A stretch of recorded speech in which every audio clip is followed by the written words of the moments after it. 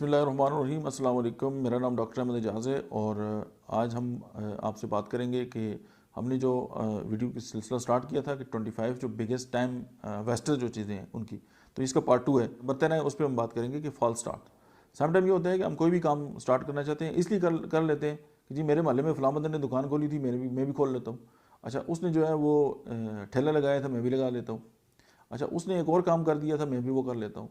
ना तो हमारे पास कोई विजन होता है, ना हमारे पास कोई बेसिक जो उसका नॉलेज होता है, नहीं हमारे पास फुल प्लानिंग होती है। अच्छा, ये हम काम करते हैं, अपने पैसे भी खर्च कर देते हैं, अपने टाइम भी वेस्ट कर देते हैं और उसके बाद हम कहते हैं ओ नहीं यार मुझे तो नुकसान हो गया। अब आप एक काम को समझते नहीं हैं, आप प्रोफेशनली इक्विप नहीं है, तो उसको फाल्स तरीके से स्टार्ट करेंगे तो ऐसे ही होगा। अच्छा, नंबर 14, निगलेक्टिंग रेस्ट।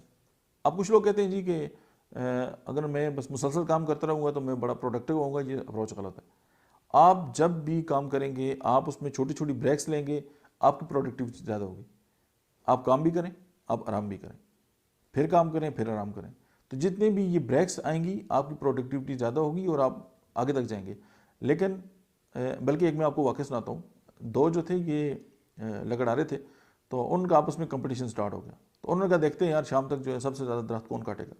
तो एक जो था वो मुसलसल स्टार्ट हो गया और उसने कोई रेस्ट नहीं किया और लगा रहा। एक बंदा एक दरख्त काटता, थोड़ा सा आराम करता, फिर काटता, फिर आराम करता।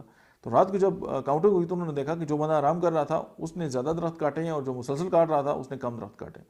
तो सिंपल ये है कि अपनी ज़िंदगी का भी ये फार्मूला बनाएं कि अगर हम रेस्ट करें और काम करें और फिर अपने आप को टाइम दें और फिर काम करें तो हमारी जो प्रोडक्टिविटी है वो बहुत ज़्यादा हो जाएगी।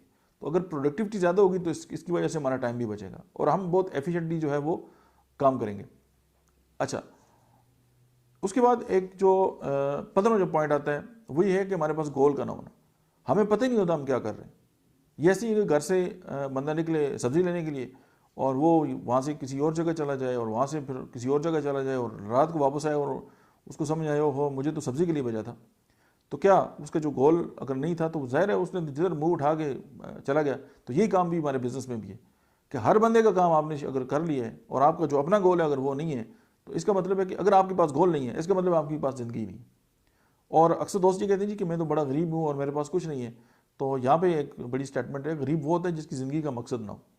गरीब वो नहीं होता जिसके पास पैसे ना हो, क्योंकि अगर आपकी ज़िंदगी का मकसद है तो पैसे आपके पास भाग के आ जाएंगे। लेकिन अगर आपके पास ज़िंदगी का मकसद ही नहीं है और आपके पास पैसे भी हैं तो आप उनका क्या करेंगे। उसके बाद हम जो 16वां जो पॉइंट है 16 नंबर जो है वो है कि पुअर हेल्थ हैबिट्स। अब जो लोग अपने आप के साथ मुखलस नहीं है, अपने आप को टाइम नहीं देते, एक्सरसाइज नहीं करते, वॉक वगैरह नहीं करते, अपनी सेहत का ख्याल नहीं रखते, या उनकी जो हैबिट्स हैं वो ठीक नहीं है कि ये काम तो कर रहे हैं, फास्ट फूड खा रहे हैं, काम तो कर रहे हैं, ड्रिंक्स इस तरह की इस्तेमाल रहे हैं कि जो उनकी सेहत को ख़राब कर रही है। अब एक सवाल अपने आप से पूछते हैं कि हमारे पास ये सारी दुनिया की दौलत भी हो और हमारी जो सेहत है वो ख़राब हो और हम इवन के किसी चीज़ को एंजॉय ना कर सकें तो उस दौलत का क्या फ़ायदा। तो इम्पॉर्टेंट बात यह है कि अगर आपकी सेहत ठीक नहीं है तो ये भी एक बहुत बड़ी एक यानी कि एक तरीका है। एक तो उससे टाइम भी वेस्ट होता है और आप प्रॉपरली ज़िंदगी को एंजॉय भी नहीं कर सकते और आपकी जो ज़िंदगी का गोल है आप उसको अचीव भी नहीं कर सकते। अब जो 17 नंबर है वो है इनएफिशिएंट लर्निंग। होता क्या है कि हम थोड़ा सा हमें पता चल जाता है और हम जो है वो मास्टर बनने की कोशिश कर देते हैं। फॉर एग्जाम्पल आपने देखा होगा कि अक्सर जो है वो कोई मास्टर आदमी होता है, किसी भी फ़न का जो कारीगर होता है, उसके पास चंद दिन लगा दिए किसी भी बंदे ने और कोई काम तो छोटा मोटा सीख लिया, उसके बाद वो उसी के मुकाबले में एक नई जो है अपनी शॉप बना लेगा और कहेगा नहीं जी मैं तो बड़ा मास्टर हो गया। अब वाई, जब भी कोई टेक्निकल बात आएगी वो वहाँ पे फंसेगा। क्यों? उसने प्रॉपर उस काम को सीखा नहीं है, या वो अपने साथ भी जो है वो धोखा कर रहा है, यानी एक सेल्फ के साथ। तो ये एक बहुत बड़ी वजह है। और फिर चंद दिनों के बाद जब वो नाकाम होगा तो वो कहेगा हो यार मैंने तो अपना टाइम भी ज़ाया किया, पैसे भी ज़ाया कर दिए और अपना नाम भी ख़राब कर दिया। उसके बाद लैक ऑफ मोटिवेशन। आपने अक्सर देखा होगा कि कुछ लोग जो हैं या किसी मोटिवेशनल स्पीकर की स्पीच सुन ली तो बड़े मोटिवेटेड होते हैं और 10 दिनों बाद जो है वो बिल्कुल डाउन हो जाते हैं मोटिवेशन की वजह से। वजह उनके पास करने के लिए कोई भी काम करने के पीछे कोई काज नहीं होती। अगर आपके पास कोई काज नहीं है और आप मोटिवेटेड नहीं है तो आप डेफिनेटली कोई काम स्टार्ट करेंगे और आप डीमोटिवेट हो जाएंगे। फिर आप ये देखें 18 नंबर पे कि अननेसेसरी मीटिंग्स। कुछ लोगों को बड़ा शौक होता है मीटिंग्स करने का, काम कोई नहीं होगा, वो मीटिंग बुला लेंगे, आपको भी टाइम ज़ाया करेंगे और अपना भी टाइम वेस्ट करेंगे।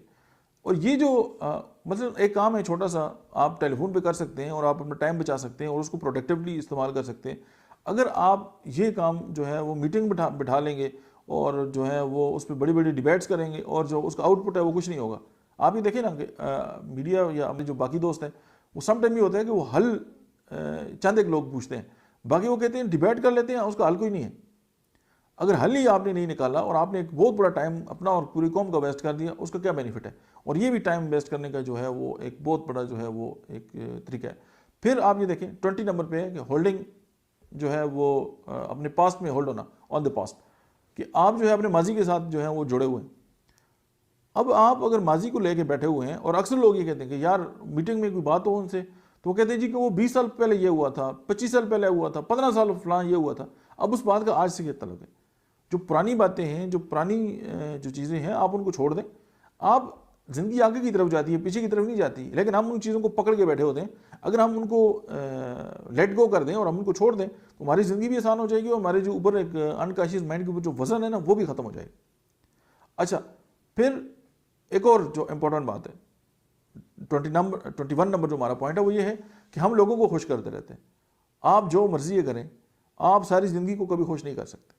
और अगर आप लोगों की खुशामद करेंगे, आप लोगों को खुश करेंगे, फॉर एग्जाम्पल एक बंदे आपके पास आता है, आपके बड़ा करीब है, आप उसके 99 काम करते हैं और एक काम आप उसका ना करें, वो 99 पे मिट्टी पड़ जाएगी और एक की बुनियाद बनाकर वो आपको बहुत ज़्यादा जो है वो डिसाइड भी करेगा और मतलब आपको हो सकता है वो खरी खरी सुना भी दे।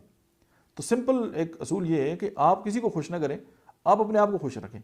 जब आप खुशी से वो कोई काम करेंगे तो डेफिनेटली आपके साथ जो लोग जुड़े हुए हैं वो भी खुश होंगे। एक इम्पॉर्टेंट फैक्टर है। अब उसके बाद हम अगर बात करते हैं कि जी मसला एक काम मैंने किया, नाकाम हो गया, फिर मैंने वो दोबारा शुरू कर दिया, फिर मैंने दोबारा शुरू कर दिया। अब एक एक काम को मैं बार बार कर रहा हूँ और बार बार नाकाम हो रहा हूँ, तो इसका मतलब है कि हमारा टाइम वेस्ट कर रहा हूँ। इस बात को भी हमें अंडरस्टैंड करना चाहिए। फिर इम्प्लीमेंटिंग न्यू सिस्टम। अब मेरे पास फॉर एग्जांपल कोई ऐसी फार्मूला है, कोई ऐसी मेडिसिन है जिससे लोग ठीक हो रहे हैं, अब मैं उसको छोड़ के कोई नया अगर अडॉप्ट कर लेता हूँ अपना टाइम ही जाया करूँगा। तो जो चीज़ जो है वो प्रूवन है और जिसकी एफिकेसी जो है वो मुतासर, या फॉर एग्जांपल बिजनेस में आपके पास कोई ऐसा फार्मूला है या आपके पास ऐसा मेथोडोलॉजी है या आपके पास जो मॉडल है वो बहुत कामयाब है, अब एक कामयाब मॉडल को छोड़ के आप नाकाम मॉडल या जिसका किसी की जिस पर रिसर्च भी नहीं की, जब आप उसको अडॉप्ट करेंगे तो डेफिनेटली फेलियर जो है मुकद्दर होगा। और टाइम वेस्ट करने का ये भी एक बेहतरीन जो है वो तरीका है। फिर रिपीटिंग द सेम मिस्टेक्स, मैंने गलती की फिर वही कर रहा हूँ, फिर वही कर रहा हूँ, फिर वही कर रहा हूँ, तो ये टाइम ज़ाया करने का जो है वो इससे जो अच्छा तरीका है वो कोई नहीं है। और जो आखिरी जो तरीका है, इससे ज़्यादा भी हो सकते हैं, कि जो 25वां तरीका है वो ये है कि अपने आप को अक्ल कुल समझना कि मैं ही सारा कुछ कर सकता हूँ, अदरवाइज बाकी किसी को कुछ नहीं पता। और इसी गलतफहमी के अंदर जो है वो अब मतलब अपना टाइम ज़ाया करना, प्लानिंग ना करना, और ये जितने मैंने पॉइंट्स बताए हैं इन पर अमल भी ना करना। तो ये जितनी सारी चीज़ें हैं, अगर हम इनको थोड़ा सा देख लें और हम अपने साथ खुद बात करें, सेल्फ टॉक करें, और हम ये देखें कि हम जो अपनी वक्त है वो किस तरह उसको ज़ाया कर रहे हैं, तो अगर हम इनको अडॉप्ट करेंगे तो डेफिनेटली हमें बेनिफिट होगा, हमारी ज़िंदगी में भी, हमारे प्रोफेशनल लाइफ में भी, हमारी जितनी लाइफ भी हैं। और stay safe, stay home. Thank you very much.